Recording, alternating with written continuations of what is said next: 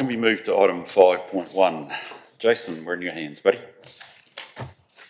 Thank you. So this is the public action points. So this is reporting back on matters that were previously raised during previous Audit and Risk Committee meetings, and this is our report back. Through you, Mr. Chair, I'll just go through them in detail. So governance policies, elected members' conflict of interest was raised at the October meeting. Since that point in time, we have updated a number of policies at the inaugural council meeting. The external government appointments policy, governance REM policy, and the code of conduct and standing orders. We are still working on the interest register being made available publicly, so that is one thing in that area which is still outstanding. So happy to move on to the next one. Just keep going. Yeah, operational risks. There's a few times in this meeting, and I don't want to talk about resourcing, but I guess if we just have that discussion up front. But you might have to deal with it. I don't want to blame things on resourcing. So we've had some resourcing challenges throughout the organisation, and risk is one of the areas which we're making some progress on. And so two of these recommendations relate to operational risks and also strategic risks. We've got a way forward, and we've got a separate report on risk that will talk to some of those things. In terms of credit rating, that's ongoing and will be ready for the next meeting. Sensitive expenditure and conflicts of interest are both on this agenda. So we had a good session with the OAG on Tuesday where they talked to both of these, and so it's really good timing that we've actually got both of these policies on the agenda, so we're looking forward to some discussion around that. There was a action around comply with in terms of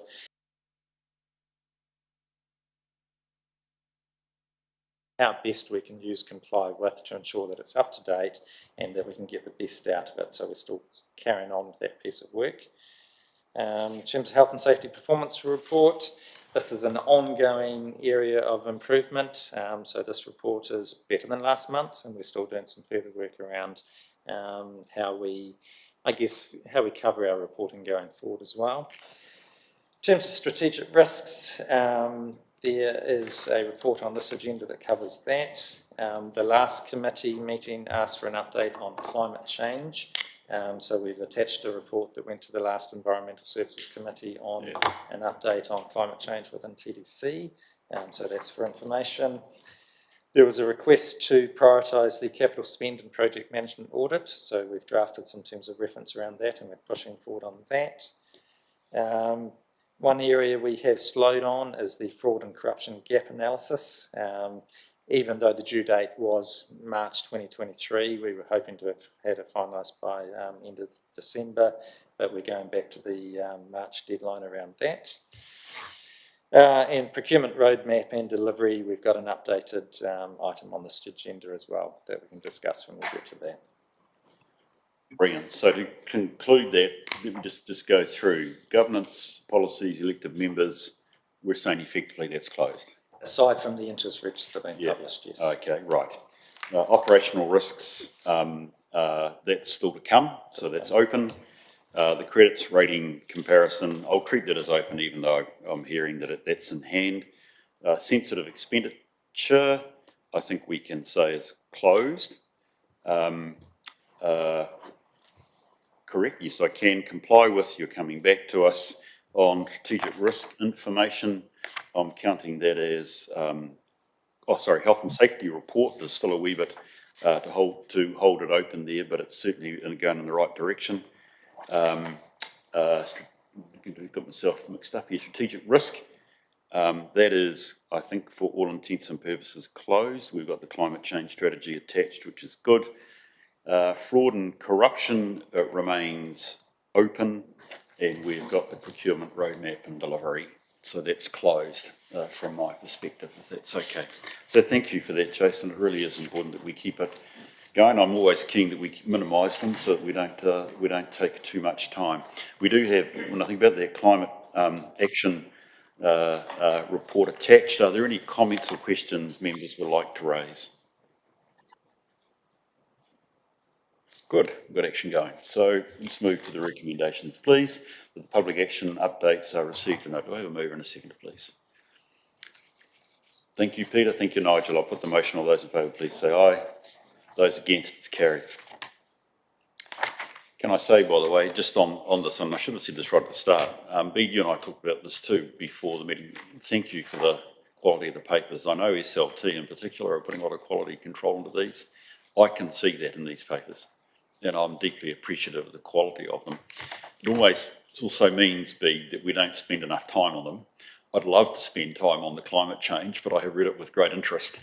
But it's perhaps a wee bit beyond what we need to spend time on here. So thank you for that information. I just want to assure staff that I read it and it's very interesting, and it's important to see where that's going, because I'm sure when we get to the risk register, somebody on the track will come back. Yep. Well, thank you, Mr. Chair, and really the appreciation should be extended to the officers who have put in a tremendous amount of hard work. Yeah. But thank you, it's acknowledged with genuine appreciation. Jason, the audit work program. Yep, so in terms of the Audit and Risk Committee work program, this is probably more applicable for new members. This is how we're managing the work over the next sort of 15 months. We've got what is on here for this meeting and what is coming up. There are a number of standard items and there are a number of items, whether it be audit representation letters and annual report approvals and those things, which happen on a regular basis. So this is really just a summary of what's coming and what you're going to see in the future, as well as what's on the agenda today. Any comments or questions for Jason? I have one, Bruce. Yes, go for it. Just the letter of assurance to the new council, was that completed at the last meeting? Have they got good that? point. Yeah, essentially we did. It was our resolution, wasn't it? Yeah. Okay, cool. And so that was important. Michelle and Scott, as our last committee meeting, we recognised that actually our accountability at that stage wasn't going to be completed until the new triennium, when particularly you, as along with Peter and the team, were in the councillors' chairs, and we wanted to send a message, a supportive message to the new council saying we'd considered control environments and bits and pieces, and we were happy with where the direction was going. Obviously, as the committee, we're going to be involved 2 or 3 times more before the actual annual report is signed, but that was a letter of assurance and its reasons. Okay. A couple of comments from me, please, Jason. When I looked at gee whiz, the audit arrangements, and I know this is going to crowd up at us, this is the problem that we're facing, but I think actually in March next year we should be reviewing what are our key accounting policies that we intend to apply both to our annual plan and also to the coming annual report, ideally. Appreciate that's time and pressure, but I think we should deal with that. Also at that stage we should look at the accounting estimates and judgments we intend on using. Okay, and John, seeing I've got you here, I know it's going to be difficult, but do you at this stage plan an interim for 22-23? As in John? So there will be some audits received interim. Yep, there will be some June balance dates that receive an interim audit, but what hasn't been decided is which of those will. But given Timaru's scheduled to finish 31 March, it is unlikely that Timaru will have an interim before balance date. There will be we will do the control environment and testing work as part of next year's audit. Right, and I think that also means, though, if I could just note on our work program, we do want the annual plan for 22-23 at our March meeting. I think that's reasonable, given we're going back to normal timing. Okay, with that, any other comments or questions people like to raise at this point? There aren't any. I'll move from the chair that we accept the program with those minor amendments. Do I have a seconder, please? Thank you, Nigel. I'll put the motion. All those in favour, please say aye. Those against, it's carried. Can we move to the risk register, please, Jason? Thank you. Through you, Mr. Chair. So this is really, I touched on it in the outstanding action points. So this report covers off sort of an update on operational risk and also strategic risk. We did talk resourcing. I've got John Craig, who has been on board the last 6 weeks or so to help in this space, and we're also going to present one of our key risks, which is around people, and so this is the one that we'd had that discussion with Bruce last Tuesday, and this is an example of how we're taking the information forward and what it's going to look like. So I'll hand over to John to take us through this report at this stage. Report or the presentation? The report, and Jackie will over the presentation. Thank you. Well, we've already spoken about resources, so I won't go back on that one. From the strategic risk point of view, I was asked at the last committee meeting a plan. So the plan is at a high level highlighted in the report. Essentially, I'll be meeting with all the SLT members that have been assigned a strategic risk, working with them through the risk assessment process, and then we'll facilitate a discussion at the end of that overall process with all of SLT to finalise the strategic risk register and the output, and then present, the goal is to present the final output at March meeting next year. That's going to be the same process for the operational risks, as meeting with each of the business unit managers and working through the same process of facilitating all the workshops so we get consistency right across the Timaru District Council of how we apply the risk assessment process overall. A key highlight to this is that we have, what's the word I'll use, we've put more rigour into the risk assessment process that's not been experienced before, in the sense that we will be able to show an auditable trail of how we arrived at a decision, going from inherent to residual risk, but as well as be able to show the mechanism for the process of whether a mitigation is effective or not. The two key points that my experience in the past that audit and risk committees ask myself is, how do you go from one to the other, and how do we know that our mitigations are effective? And with that, the overall output of how you present it back to this committee. So I have provided an example, an attachment of what's called a risk heat map that shows where we sat inherently and where we're going to sit residually once we've done the assessment process. And then you just speak to the heat map and future committees or where the movement is occurring. As Jason just said, we've got an example here of one of our strategic risk people. And I just want to talk to it very quickly at a high level of how we arrive at the process. Oh, thank you. Where do I point? Just next one? I got it working last week, John. Sorry? And I'm a technical Dumbo.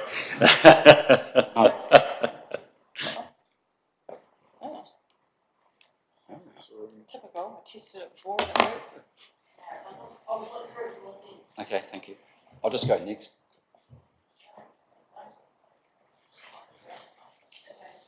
Yes, it is, thank you. So just like every risk register that you'll see throughout New Zealand, you have a risk descriptor, a source and a cause, and an impact. So basically for the strategic risk of people, the risk descriptor is inability to attract and retain a skilled and competent workforce. With that, you'll look at what costly caused that and what would be the impact onto the council overall. Next. So then the next stage is undertake an inherent risk assessment, and we work up consequent likelihood and the final risk rating. But how do we decide this? This is where the new process is kicked in for the council. Next, please. So there's quite a bit of information here, and basically from an inherent point of view, we refer back to our consequence matrix and the descriptors that sit under each of those headers. And we work through it collectively, facilitate a workshop of deciding where the impact would be most high with each of those consequence categories and what's the likelihood. Now, behind those consequence categories, there are quite clear descriptors going from severe down to insignificant. And it's a joint decision as to where it actually falls with no mitigations in place for this particular risk. And then we look at the likelihood against those descriptors, and that's what determines the severe and almost certain score that you saw previously, which would rate as very high. Next, please. We then look at the mitigations or treatments for that particular risk to either ensure the risk does not materialise, or if it does, it has a minimal impact on the organisation. Now, the way that it works is this is the effectiveness test. We ask the question, has the mitigation been developed? Has it been implemented? And then start off this maturity journey of risk management. So it's a bit of I call it a subjective gut call with those in the workshop, saying how well do we believe this mitigation is effective at rates between 0 and 100. Now, please, this is just an example. This is a working example of what we're using for the assessment process. So you either say, is it developed, yes or no, implemented, yes or no. Now, the rule is, if it's either not developed or not implemented, it'll always score 0. It's not yet effective because it hasn't been implemented into the business. If it is developed and implemented, then we ask the question, is it effective? We rate it from 0 to 100, and then that will generate a score depending on what effective measure we put in place. So as you'll see there, if it's 80, it's deemed to be effective. If it's 40, it's partial. If it's 0, then it's not effective. You're saying this is an example, this isn't real. This is a working example, yes. I just want to highlight to this committee of what the results will look like in the future when we present all the strategic risks. John, I think I'm being slightly subtle here. We already talked about resourcing, and this deals a lot with resourcing. That's why I'm saying, is this real or is it fictional? That the risk is real to the organisation. That was identified in a workshop in August this year, as are the mitigations, and we're still working through the process of the assessment process itself. I'll come back to that beat and we have a chat with you in PX, please, if that's okay. Thank you. Thanks, John. And then next slide, please. Again, we go through the risk assessment process for residual risk. This is looking at once the mitigations are in place, and given that there's still, in this example, there's still partials or not effective mitigations to be implemented, we then project it, next slide please, to the final output of showing the journey of the inherent risk, where it sits residually, and the black mark recognises that there's still work to go, because ideally we'd like everything to sit below the black mark, being at the medium or low assessment risk rating, severity rating. And this, what this highlights is that there's still improvement in this place and in this place for the mitigations, and that's what we'll work towards over the year. And we'll report it back to the committee on the progress of those mitigations moving forward. Questions? Thank you, John. That shows process. Jason. Thanks, John. I think at the last committee meeting, so in August of this year, we had a joint workshop with councillors and Board and Risk Committee members and SLT, and developed the 12 organisational risks. So at the last committee meeting, the question was, what is SLT doing to, what are the next steps and how are we going to further, I guess, characterise these risks? And so we've been working through this. This is an example that John's put up, which is, as you said, a working example. So what the key is, how do you get from the inherent to the residual? So we've got some science behind it in terms of that now, so I think that's really good.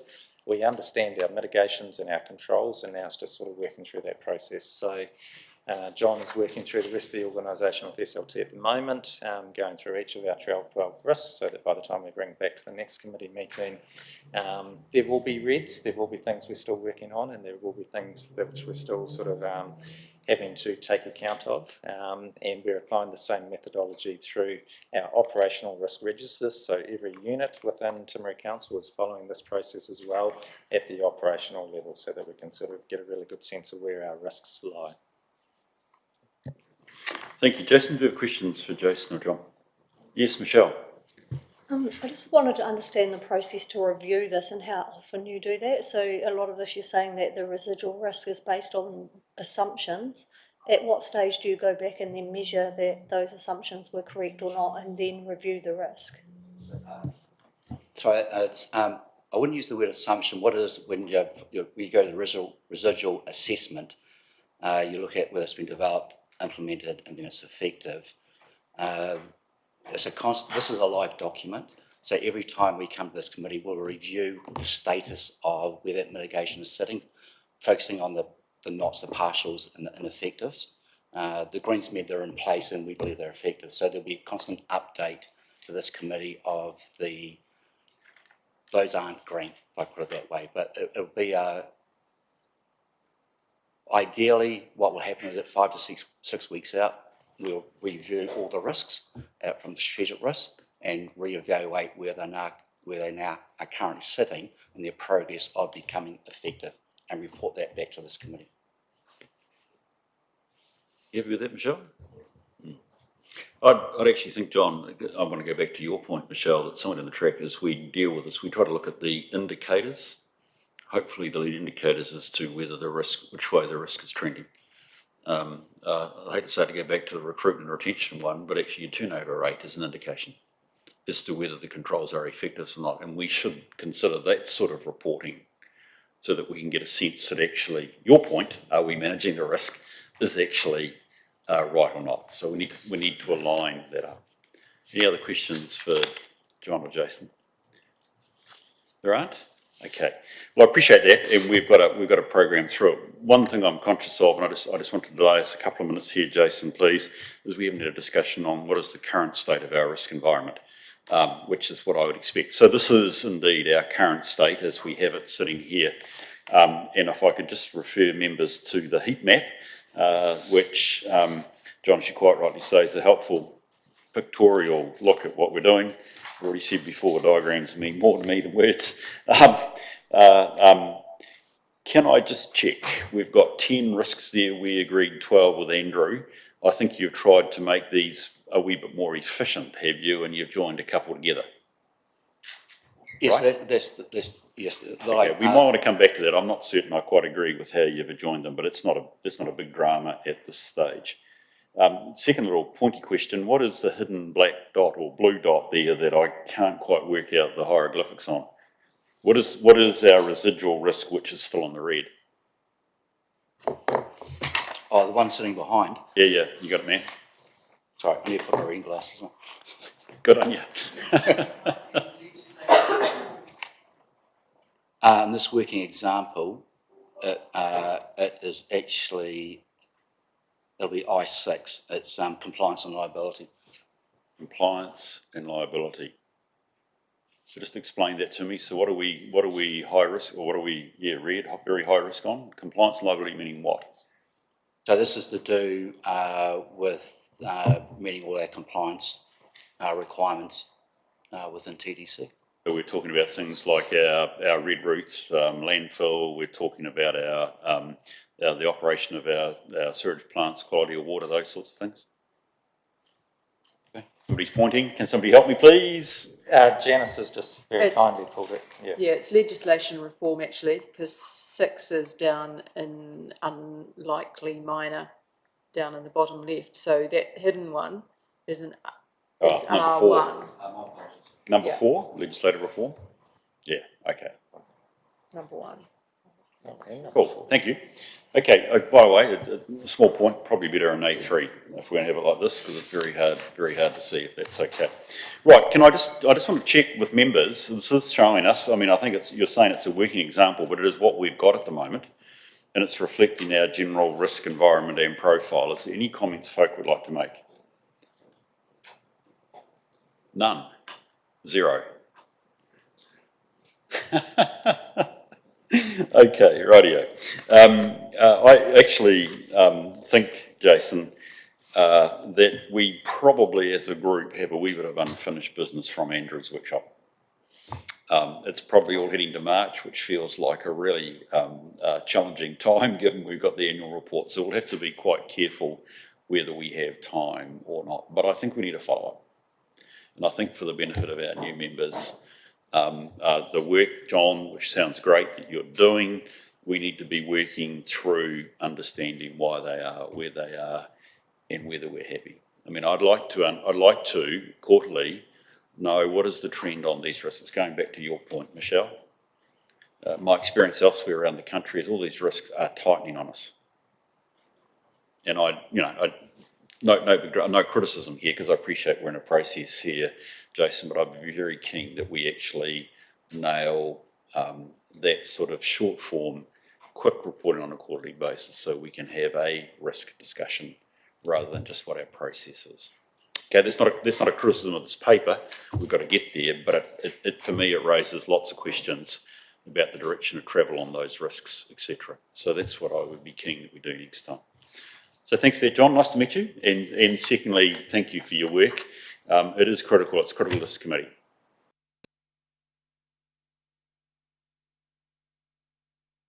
In the right way. Rightio. Let's move to the motion then, please, that the risk report is received and noted. I'll move that. Do I have a seconder, please? Thank you, Nigel. I'll put the motion. All those in favour, please say aye. Those against? It's carried.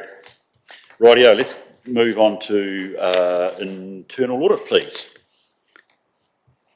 Thank you, Mr. Chair. So this is a report, an update, I guess, on our progress towards the internal audit plan that we've highlighted for this year.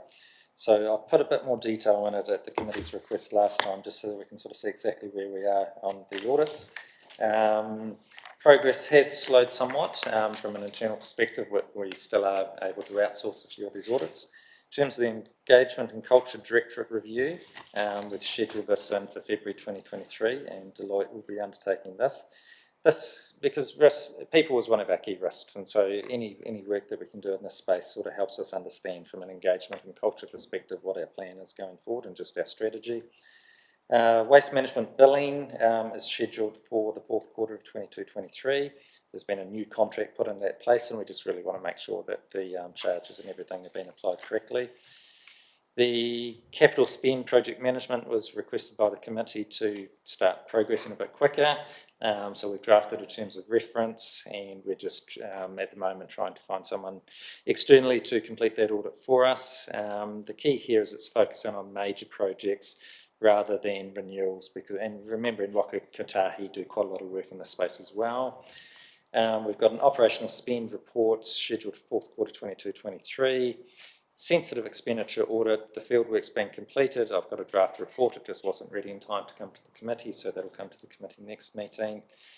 Asset management is scheduled. Forestry is currently underway. This has been completed by Andrew at Opportune Consulting.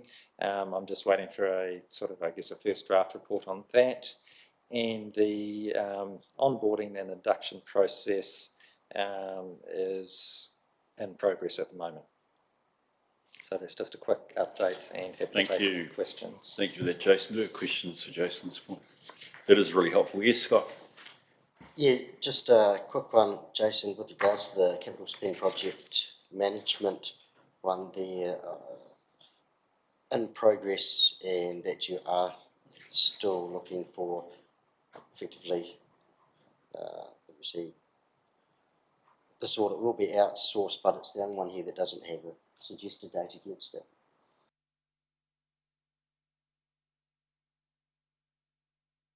Audit process, we draft the terms of reference first, so we make sure exactly what are the things we're trying to focus on and where the key areas of improvement we could find. And because I haven't locked in an external, it's the same issue that Audit New Zealand face. The professional firms who do these audits for us are equally as busy, so it's just trying to get them to lock in a date for us at this stage. And so I don't have a date at this stage. The system's groaning, Scotty. The system is groaning. Okay, rightio. Any other thoughts? One from me, Jason, and I'm happy that this be at some appropriate stage. We have really the internal audit program here. I'm just wondering, annually it would be good for the committee to approve an internal audit program, and I'm just wondering when you think that might be scheduled. Next meeting. Okay, we've got a 2-day meeting by the sounds of it. Janice? And that will show the program for the forthcoming year, but indicative over the out 3 years? It will need to. So Yeah. it'll be similar to the audit risk and committee work program. So because you might want to move some of the audits between years. And it'll also show us what we're not going to be doing. It may well do. Yeah, that would be Very well good. do. Okay, look, I'm sorry to be painful and give you more work, but that actually is really important. And offline, I'd just like to talk whether we have an internal audit charter, but that's not here at the moment. I think we should have one, but we'll worry about that later on, Jason. So let's not get too upset over that. Rightio, is there anything else people would like to raise? It's all good work. Thank you for that and appreciate the accountability for the timing. That's really superb. Do I have a mover and seconder for the motion? Thank you, Nigel. Thank you, Peter. The internal audit report plan update is received and noted. All those in favour, please say aye. Those against? It's carried. Thank you very much. Right, there's a challenging read, this one. Outstanding recommendations report, Jason. I have read it, I believe, let you know. It's I've got there. That does contain a lot of information, and so I've tried to put a bit more information in the cover report this time. So I guess for new members, so we have a number of audits throughout the year, and in fact past years as well, whether it be Waka Kotahi, Elgin do reviews, Audit New Zealand, and any other internal review that we have done. And what we do is we keep all the recommendations in one place so that we don't lose sight of them, and so that from a committee perspective you can hold us to account to do that. So we have 59 current outstanding recommendations. If I work through the paper, 3 recommendations were closed in the last quarter. One of these related to the treatment of FBT, which we had tidied up, and 2 related to the payroll review, which had only just been finished, and we were able to close 2 items already. Of the 59 outstanding recommendations, 37 are currently overdue, and so I'm just going to walk through those at the moment. At the last committee meeting, we were asked to, when the expected date has changed, for us to sort of cross it out but leave the date there. So you can see the original date that was agreed to at the time, and then the new date that staff are working towards. So I think that's crucial to understand. 24 overdue recommendations relate to the delay of the audit by Audit New Zealand. So we've got a whole lot of recommendations that John and his team put in the last report. We're working towards them. We've closed a lot of them, but as part of the annual report audit, Audit New Zealand review those, and at that point we can close them out. So the majority of those we were hoping to have finished by December, when the audit would have been finished. 8 overdue recommendations relate to the fraud and corruption gap analysis. Again, we were intending to have these completed by the end of December, but we've moved that out through resource until the end of March. We have a plan in place, we know what we're doing, we just haven't had the ability to execute it. 3 overdue recommendations relate to Elgin. There were 9 recommendations following that audit. 6 of them are on track, and 3 of them are currently overdue, largely due to the implementation of the information management policy. We've got a new policy framework that we're implementing. In fact, tomorrow we've got a meeting with Malcolm Alexander, who's going to help us through our policy framework and how we go through and approve policies. So that will go through that process once that procedure is put in place.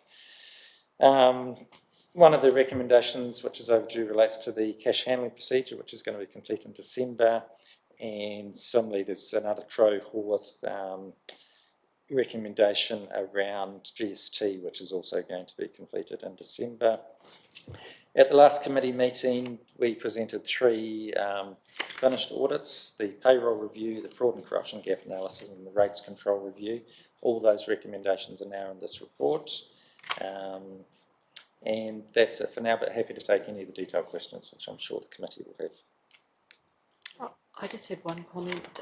It would be helpful, particularly for those that weren't around the table when the audits were done, to actually have the date of the audit report noted on the left-hand side there. Just that's good. Yeah. Thank you. Any other questions or points you'd like to raise? Again, Jason, thank you for the fulsomeness of the reporting. I have found it really helpful. And you've anticipated my first question about the information management policy that actually has been created during the process of implementation, which is really important. It seemed like that IM policy was pivotal to being able to move some of those older recommendations. Can you just help me with the CBA segregation of duties and procurement and what have you?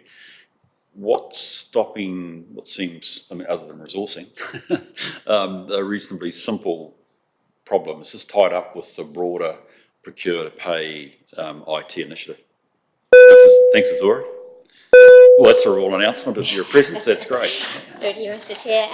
So as you rightly said, resourcing is the main factor. We've sort of put in a matrix of high priority items and going through our priorities step by step. There have been manual processes put in place, and so we're thinking basically along with when we get to the update of the procure to pay, the formal digital application that will come through will take care of it. So we've just lumped it together. However, there is a manual fix in place that's currently working.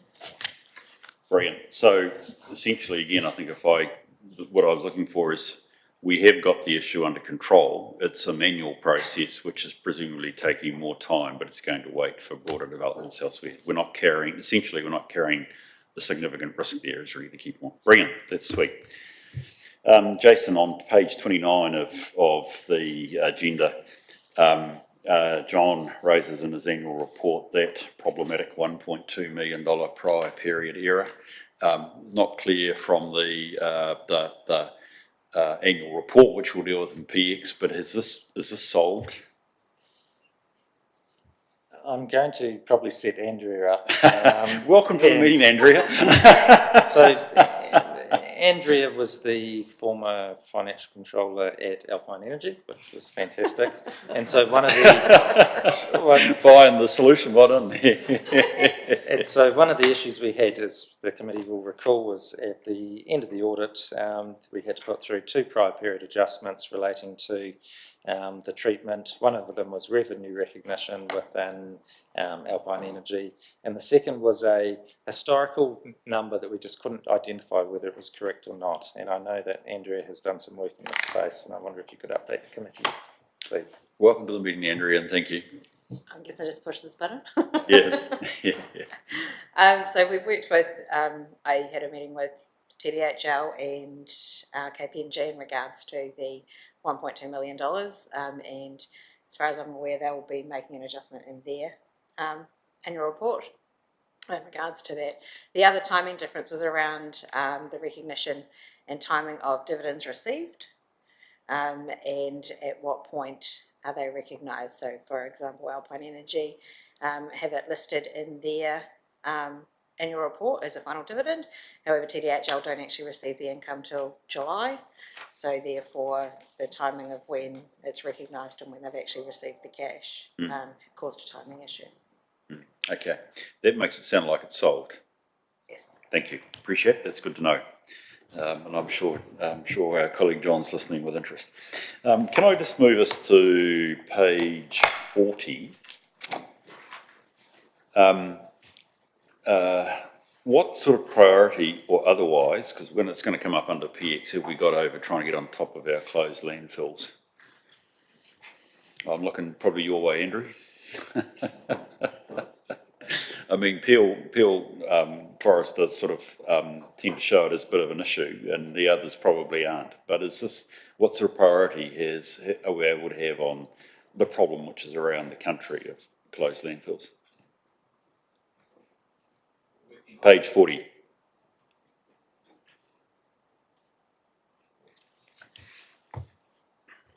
This is Andrew. This is around the provisioning. So we've got the 36 landfills.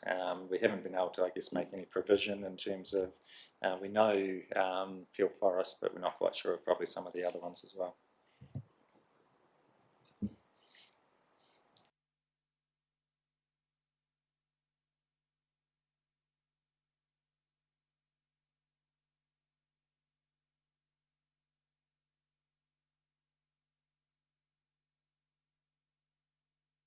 There's a lot of lobbying going on in the background for that to financially assist us. It is liability. So I'll exclude Peel Forest, but at this stage, there's no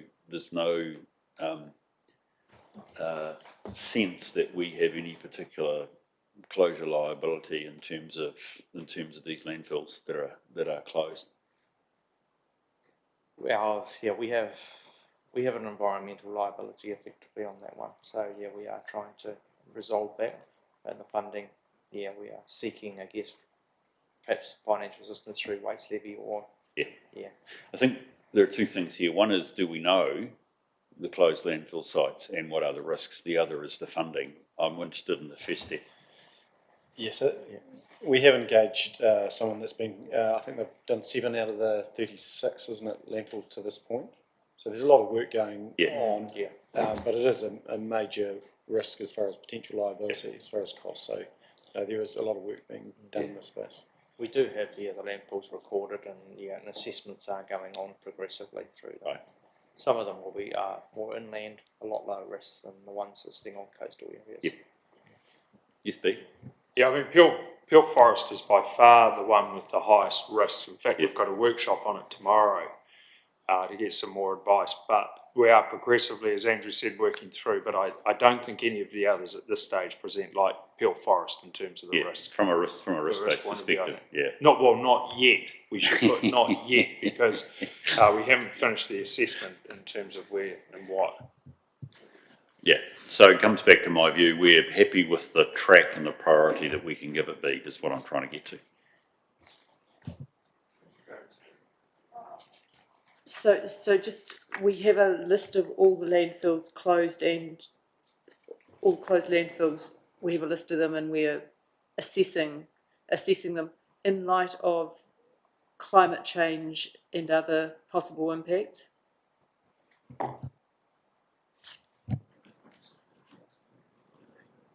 In other words, as our risk assessment update is what you're saying. That is correct. Yeah, we are assessing them. For looking at the climate change side of things. Particularly future risks with sea level, inundation, coastal erosion, that sort of thing. Flooding. Yeah. We are also, of course, investigating for any potential leachate or gas as well. We 37, is it, Andrew? 37, so we have a list of 37.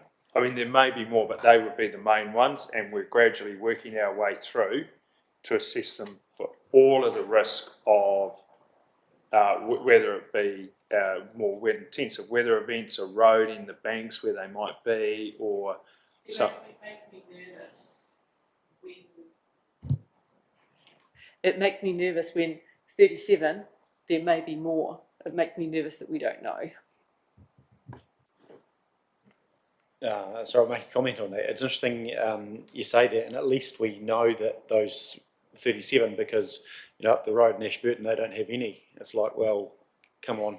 I think you've probably got a lot. So the fact that we are proactively working on it, and we do recognise this is a real risk, and obviously we've got the one that's on the bank of the Rangitata, which could be a Fox River any day if it's not managed correctly, but the team are working, and it's something that as far as a mayor, this is probably the risk that I have, as far as Timaru being in the front page of the newspaper for all the wrong reasons.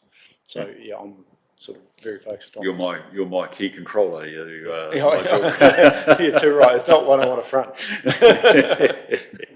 Okay. Good. Look, I thank you for that. Andrew, I'm sorry if I...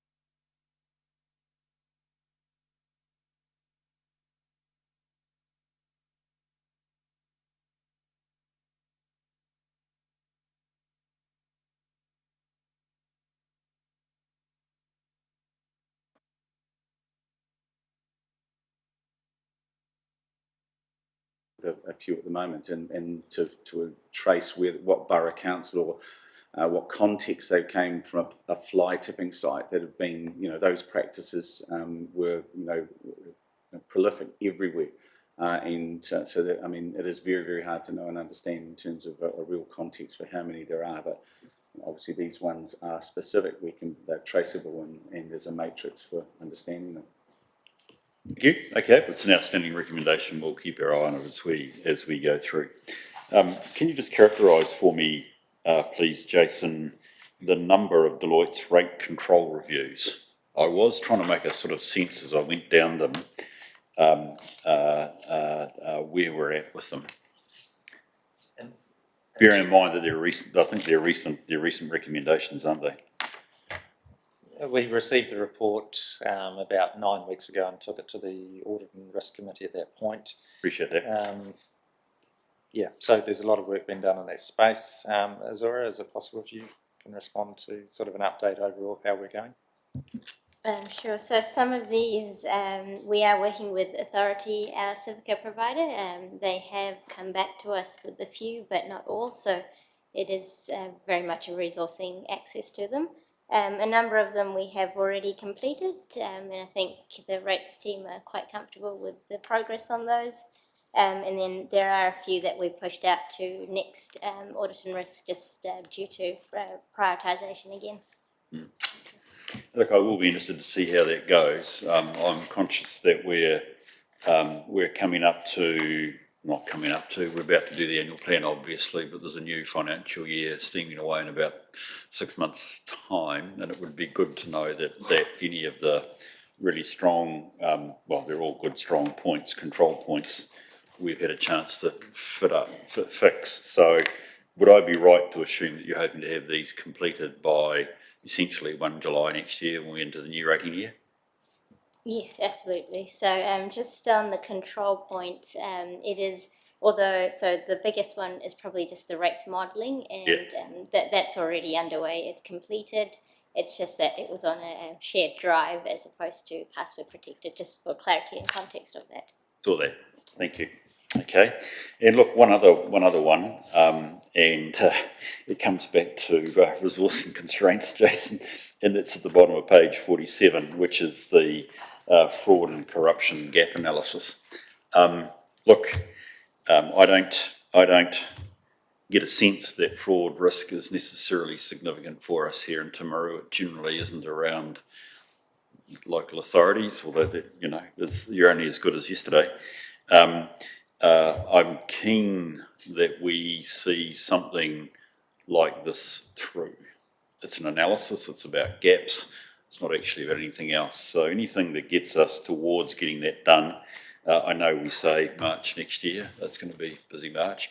I'd be keen to see that we can actually do that, just so that what is a risk that will always be with us in the background has a level of focus from the committee. So I appreciate the work you do there. And any impetus you can give it, that would be great. Mr. Chair, I mean, look, I would echo your sentiments that while we don't think it's a risk per se,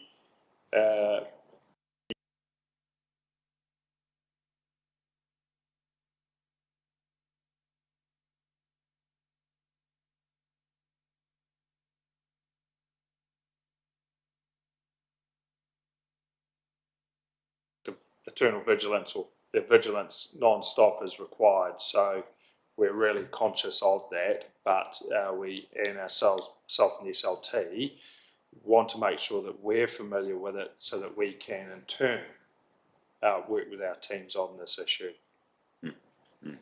No, thanks, Big, for that assurance. That's what I'll be keen to see. I guess I just noticed it's creeping backwards, and you've been up front that it's resourcing. So see, there's a theme there that we might return to. So look, thank you. Anybody got any other questions or points they'd like to raise? I said it was a long read, Jason, but it was a good one. So thank you for the fulsome nature of the responses. Oh, sorry, Scott. Jason, I just couldn't help but notice how many of the ones, and it comes down to obviously resourcing, what have you, and commercial and strategy have been crossed out and now to be completed by 31 March. Just checking in with resourcing capability in mind and over the Christmas gap. You confident you're going to meet all of those on that day? A lot of those ones relate to the Audit New Zealand findings. So I guess in the annual report session, we'll have a discussion with John around timing. the audit on the assumption that we can get our final management report and opinion, and that Audit New Zealand can clear those and agree that we've worked towards them and closed them out, then I'm confident that it's just a little bit outside our control in terms of that. But from a resourcing perspective, we've fixed most of them. We just need Audit New Zealand to verify that we have. Thank you. And just another quick question with regards to the payroll, the review, not the outstanding leave. What actually is the policy to ensure that people do use their leave?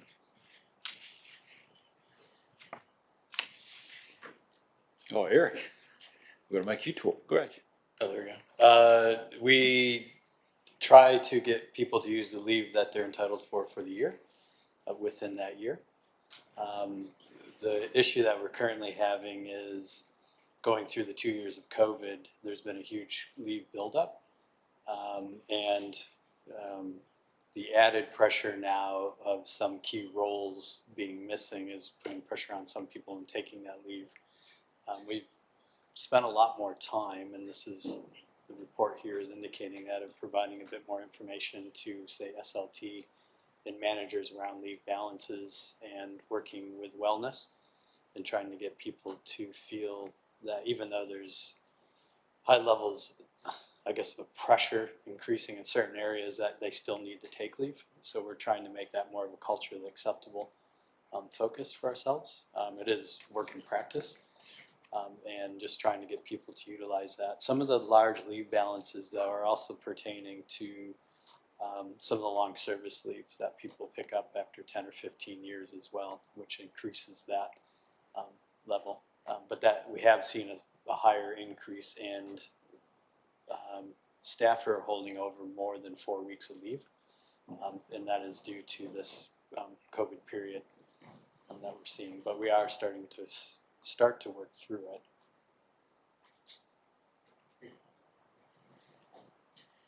From my experience, Eric, probably the biggest offenders, if I can call them offenders, and they're not, because they're committed staff not taking leave because they're working hard, probably sits around this table.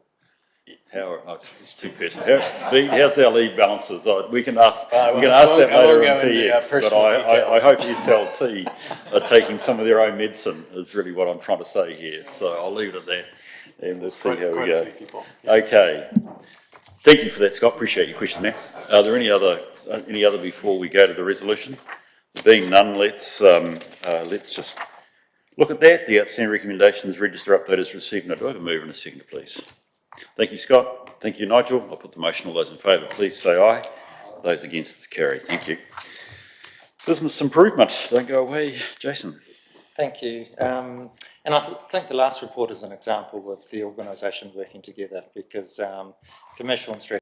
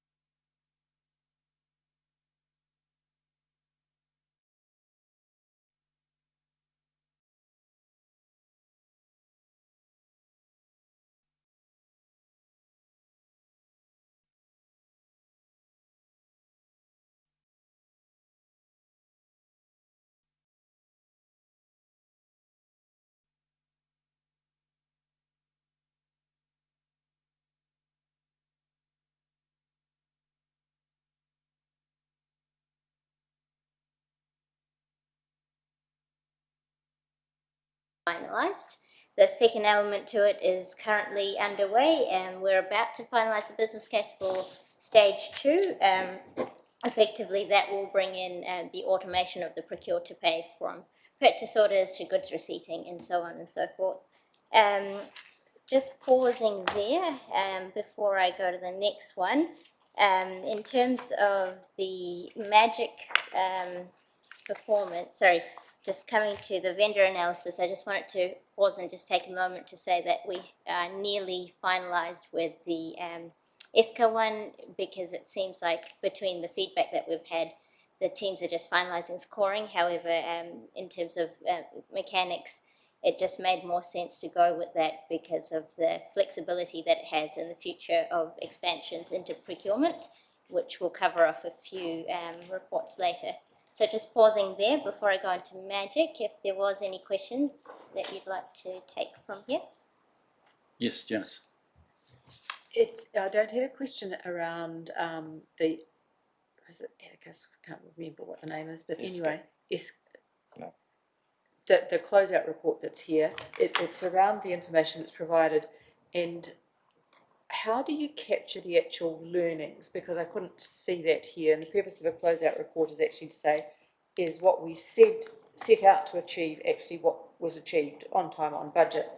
But what went well, and how do we capture that for future projects to make sure that we continually learn and improve, and what didn't go well, and why not, and what are we going to change for the future?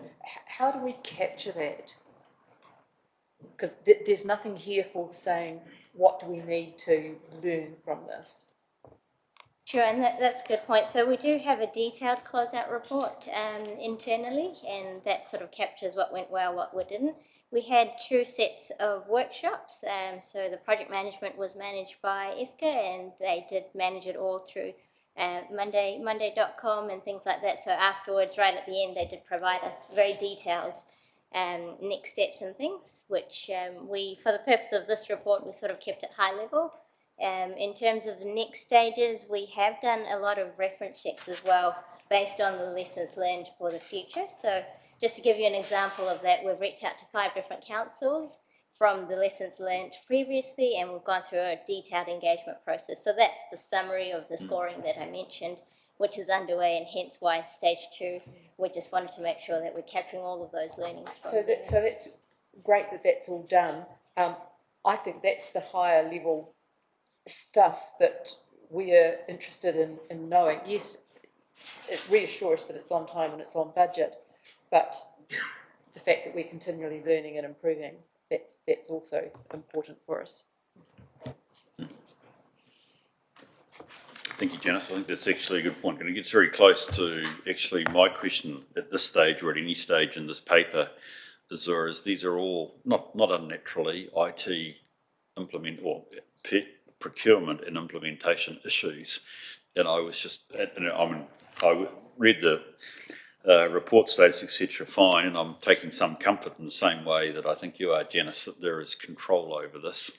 I was just keen to see it and know that those controls exist, on the basis that actually this is somebody, you were saying, Jason, this is business improvement, it's really important we nail it, and none of these get away from us, basically. That's a very negative view, but actually they tend to in organisations, and we don't want that here. So that's great. I really think that's more a comment from me than a question. Carry on, Azura.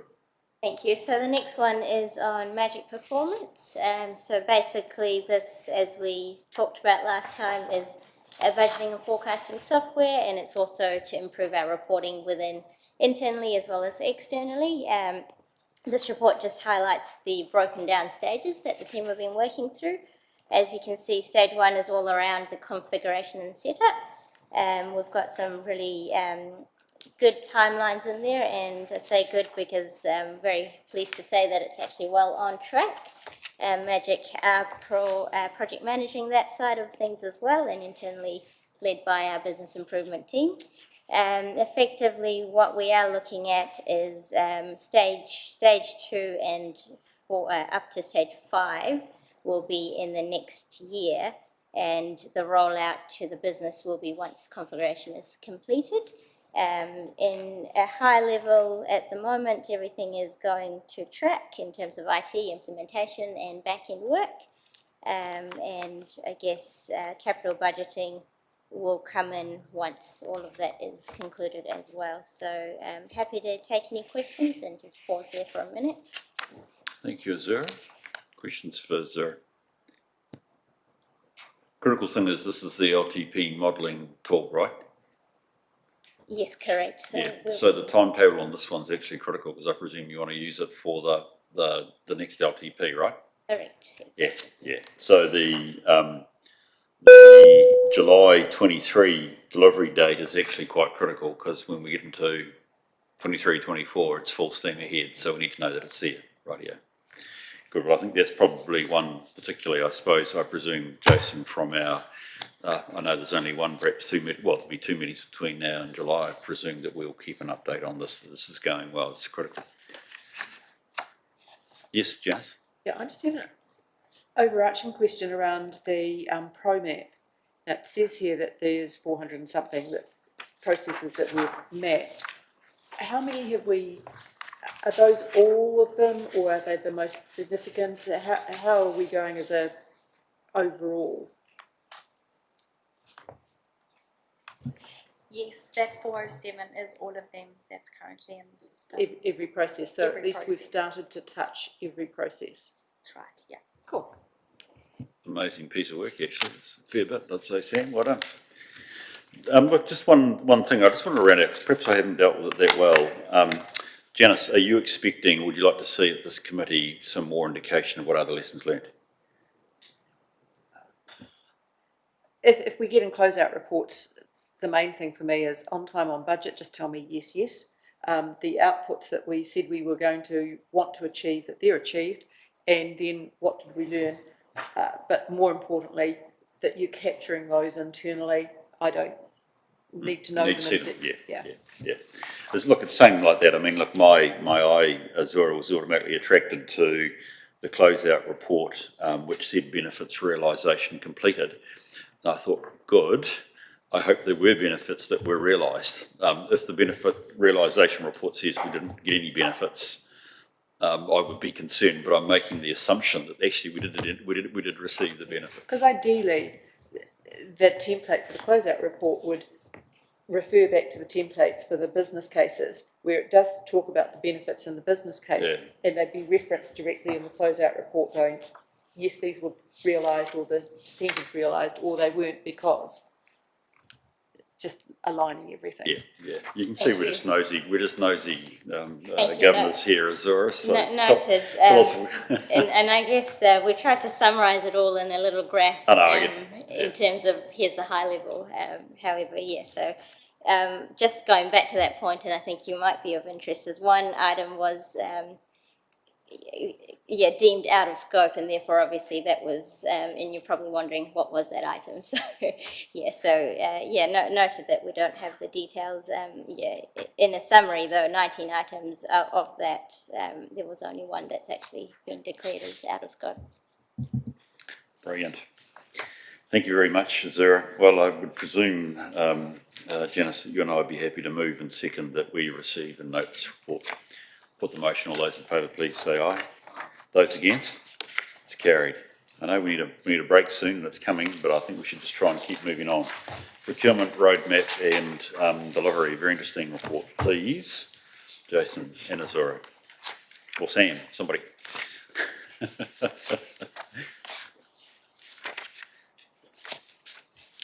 Azura will take us through this one. So this is really where this come from. There were a number of outstanding audit recommendations that related to procurement, and when they were in the outstanding the outstanding recommendations register, we just lost a little bit of sight of them. So what we've done is we've pulled all the procurement related audit findings into one place, and this report talks about how we're addressing them. So we've engaged with an organisation called Arc Blue around policies and standards and positions.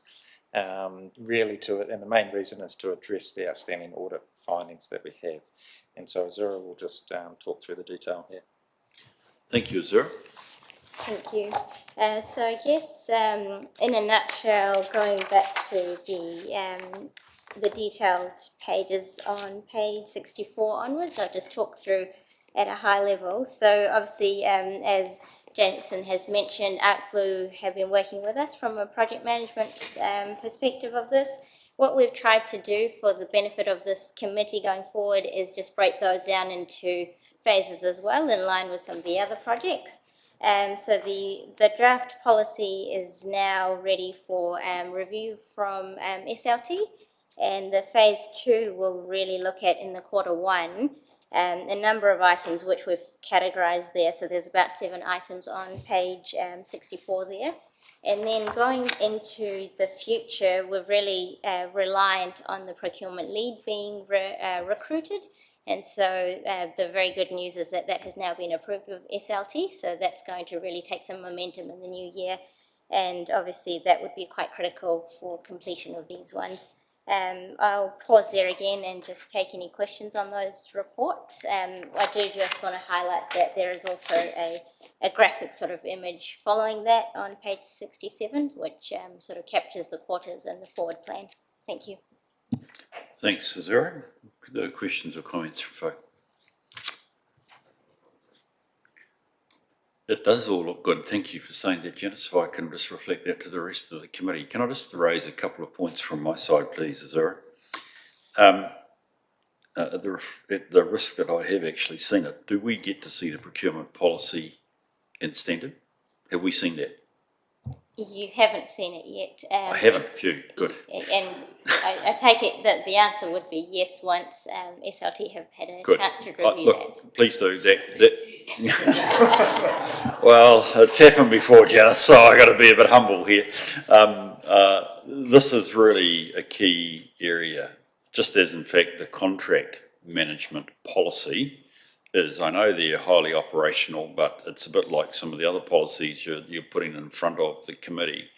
They are areas of big spend, big control risk, and I'm very keen that we have a small part to play in just understanding the control framework. And I think one of the best ways is for us to be able to see the policy and guidelines when they come through. So thank you for saving my reputation, Azura, but we'll see them when they come through, and we can then see where it's going. So at this stage, it feels like I'm the only one with questions at this stage. Anything else people would like to raise? There being none, can we move to the again? By the way, great diagram. Got it when I was able to look at the diagram. Got my answers. Can I move to the recommendation, please, that we receive and note the report? Mover and a seconder, please. Thank you, Peter. Thank you, Nigel. I'll put the motion. All those in favour, please say aye. Those against? It's carried. I've got a couple of seconds before 11:30, so I'm going to deal with the next one, the sensitive expenditure policy, please. Mark Lowe is going to talk us through this. So obviously there's been a lot of work within the organisation on both this report and the next one. And yeah, Mark will take any questions and talk through it. Appreciate you being here, buddy. Thank you, Mr. Chair. So pleased to present this to you again. I know this has come to you in the past, but it has gone through quite an extensive process of review over a period of time. So obviously for public organisations there's an expectation of high standards around sensitive expenditure. So the policy has been based on the guidance that's been prepared from the Office of the Auditor General and Audit Office, and does set out those requirements and framework for managing sensitive expenditure in the organisation, obviously at an officer level. And that work has included, I guess, collating all the existing information, revising and collating it into sort of a coherent whole, including guidelines, financial guidelines and procedures associated. So in terms, I guess, of the definition of sensitive expenditure, you'll see that it's really any spending by an organisation that could be seen to be giving private benefit to staff, additional to the business benefit to the organisation. So it can be difficult to identify, I guess, at some stage, but I guess the policy sets out the process for working through that. It is based on a principles-based approach, which the OAG promotes, and you'll see those principles within the policy. And I guess the key aspects of the policy are sort of outlined in section 11 in terms of what's included and how that will be followed through. So the next steps with this policy is that essentially hopefully we'll get your endorsement and the Chief Executive's endorsement, and also the sort of adoption of the guidelines that go with the policy as well. And beyond that, it's a risk and assurance function, I guess, to implement. So we'll be working with that team to assist them in rolling it out across the organisation. Thanks, Mark. Appreciate that. So we're just to check. We've been asked by really by staff to ultimately endorse the policy. which is actually what we're doing and recommending that be signed. So it's quite an important little point over a matter which is actually difficult if it ever hits the front page of the paper. So it does actually interest elected members as well. So are there any comments people would like to have on the policy? Mark, I have 3. Okay, these are them. I think in paragraph 6.4, if Bede is deriving a personal benefit, it needs to be the mayor and the chair of the risk committee, not either or. I'm sorry, Bede, I think it's actually, Nigel, I think it's something that actually both positions or office holders should be made aware of, because it will be by its nature sensitive and should be dealt with. So in paragraph 6.4, I'd like to recommend that you change it from or to and. Please. I'm open to debate. If you want to have a crack at me, that's fine. Paragraph 7.1. Oh, you're going to have a crack at me? I'm up for it. No, I'm not. I want to go to lunch. In the interest of time. And that's super cool. I don't know why I was wanting to raise something about 7.1. Because in fact you say it there, which is actually we do need that GST information so that we can legally claim the GST on the reimbursement, but it seems to be there. I'm sorry about that. The final question is, there's obviously guidance that sits behind this, Mark, and I presume that guidance indicates things like who can claim air points, how much would council contribute to a function for somebody's long service leave, koha, they'll go the 9 yards. Will this committee get to see that? Yes, I mean, I'm happy to provide it to you. Originally it was there, I'm not sure why it was removed, but you're welcome to if I'm treading on management toes, the answer is yes, I would like to see it. Yep. I think the committee should see it, because the critical thing, I mean, there are 2 things. One is somebody is, receiving a private benefit when they shouldn't. And we've seen this in the policy that actually you've got a process for control, which is really good. Yep. But the other thing that's really important around sensitive expenditure is that the tone from the top, the antennae around what is reasonable, which is a judgment call, is one which should also be endorsed by the committee. So, I don't know how you feel about that, but I'd like to suggest the committee does need to see those guidelines. Yes. Yeah, it was fully intended, Mr. Chair, it's fully intended they see them. What we want to do is put those into the corporate policy manual, and they won't go in as guidelines, because our legal understanding, our legal advice is that they may not have the enforcement power that we might require. They go in as policies into that, and they will come back. There, as you say, there's a whole raft of them. Yeah, there'll be. I mean, there's about 30 odd different categories of sensitive expenditure we should be worried about. Yeah. Yeah, and that's right. And one of the debates we had as a team was actually, in a way, we kind of have to get our way around what is sensitive expenditure. In some cases, it's very clear what it is. So if somebody goes to a training course on Friday and they go up to, say, Wellington, because they're doing some training which is part and parcel of their role, so they travel up and they travel back, one wouldn't think that that travel would be sensitive expenditure. But if they say, oh, there's a function or there's a some sort of game of sport or whatever on the Friday night or the Saturday, I'd like to stay over and then fly back the day after, that to us would be sensitive expenditure.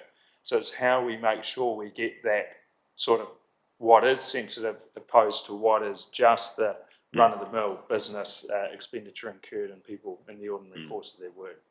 Bruce, So we're not reinventing the wheel, are we? We're going and pitching others' policies and things in that regard and customising them for ourselves. We're very much pinching. Well, no, we're not. We wouldn't say pinching, because that's quite unethical. But big bar of steel. We're sort of we're very much leveraging what has gone before us from others.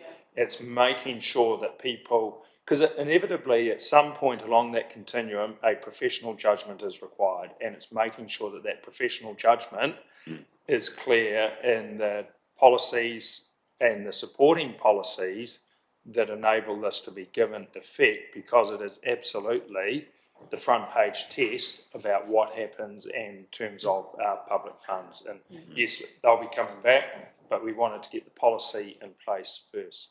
Because the more prescriptive we are in those policies or guidelines, the less personal accountability people have. So I think it is right to put that personal accountability to people, and then the headline ones put that in as prescriptive as it needs to be, but try and minimise that. There you go for it. I was going to say, and the whole purpose of bringing this here, same with the conflict one, and the reason we'll bring it back is actually we do want the input of those who have lived and breathed the exceptions, because it's the exceptions that tend to make it really tough. That's right. The exceptions are the ones that normally end up on the front page, and we really, really want to see it. Exemplary standards of probity in terms of every dollar spent across this organisation. Great. That's really good. Thank you for that, Bede, and I'm glad that's the case, and I don't doubt the commitment. I have just, I guess I and my committee members elsewhere have just approved one which has all the guidelines. If you wanted to know which that was, I'll tell you in lunchtime, because then you can beg, borrow and steal if you need to get how another committee. And actually it did make one or two judgment choices which another council might not, so it could be perhaps a counterpoint. Stressing that do you have a glass of alcohol on the council with an evening meal? I'll give you as a teaser for that. Okay, can we move to the resolution, please? And it's important just to note this, that we endorse the sensitive expenditure policy, and we recommend Bede adopts the Timaru district policy and includes it as part of the policy register. Do we have a mover and a seconder? Sorry? Well, sorry, I'm making some assumption that you're right, we better with the resolution, with the minor amendment, endorses the sensitive expenditure policy. People, thank you, Nigel. Thank you, Peter. I'll put the motion, so the only amendment was the and, so that's in the case of a challenge around being spend. To be blunt, it's for the mayor and the chair, I should say. Yep. I'd have to check. I thought, Mr. Chair, there might have been a couple of other instances where it said, or do you want us to change it to and those as I think there's one under the conflict of interest policy, but that was the key one which is a similar one. I think it might be your conflict if you have any, but I think that was the only key one that I saw in the sensitive expenditure policy. It probably is wise if there was a default position that it be and. But I think in this particular case, given that sentence is aligned to your role, it helps that there's a, dare I say, level of, balance between the employer and an independent looking at it. Right. So I've got a mover, Peter, and I think in a seconder in the form of Nigel with the amendment. We endorse and we recommend. All those in favour, please say aye. Those against? It's carried. Right. Bruce, just before we move on, once that's actually confirmed, there was a note there that the risk and assurance manager will establish, maintain, report on sensitive expenditure to audit and risk every quarter. Yep. Is that in the work plan currently? If not, it should just be added in. Yes, yes. And this is where the internal audit plan would be interesting to see, Janice, because we're building quite a bow wave of work that the internal audit would have to do.